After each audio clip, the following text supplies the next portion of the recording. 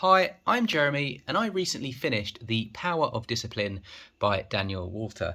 And today I'd like to share with you my thoughts and opinions and what I like about this book, along with my recommendations for who I think will get the most out of it and who I ultimately think it is best for. So, first and foremost, I do just want to touch upon what this book is all about without giving away too many spoilers. Well, in a nutshell, this book is all about how to implement self-discipline into your life and the various different components of your life, whether that be work, relationships, or your health. Now, this book is all about breaking down the common misbelief that talent, intelligence, and skill can get you to where you want to go. They will only get you so far, and it is up to discipline to essentially ensure that you achieve your goals. It is self-discipline that will keep you focused and will ensure you are resilient to any challenges that arise. And this book essentially teaches you how to overcome any limitations or obstacles that arise along the way. Now, self-discipline, to the author, is a skill that needs to be learned, and it also needs to be practiced. So what did I like about this book? Well, ultimately, I love the fact that it provides a structured system that you can follow to actually implement self-discipline.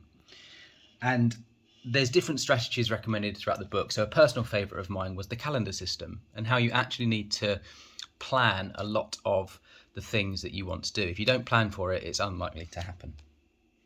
I also found this to be very, very motivational and inspiring and practical. Since kind of reading this, I have noticed that my discipline has improved.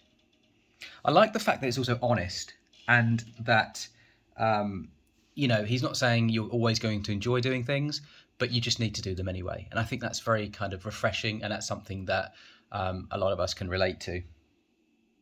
I like the way that it gives us new ways to look at different problems and think about solutions. And it just gives us a kind of whole mindset shift on approaching life and the things we need to do in order to achieve our goals. And I also love the focus on responsibility and that you can make the changes that you can achieve your goals by making some changes, and that it ultimately falls upon you to do so, and that only you can change your circumstances. Lastly, I love how a lot of theories are included in this book, and no matter how complex they are, they're kind of broken down into a really kind of clear and concise way. It's really kind of easy to pick up on them. So ultimately, who do I recommend this book for?